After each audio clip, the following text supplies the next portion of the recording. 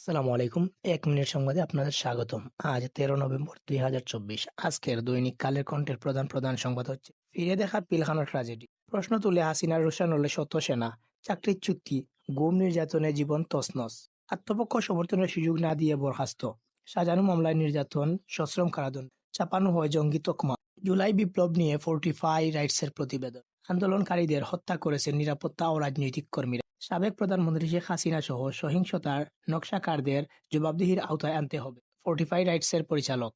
জলবায়ু সম্মেলন ঝুঁকিপূর্ণ দেশগুলোর পর্যাপ্ত সহায়তা প্রয়োজন। ১০ বিভাগে সমাবেশ করার পরিকল্পনা বিএনপি। দ্রুত নির্বাচনের পরিবেশ তৈরি করুন মন্তব্য করেছেন মির্জা ফখরুল।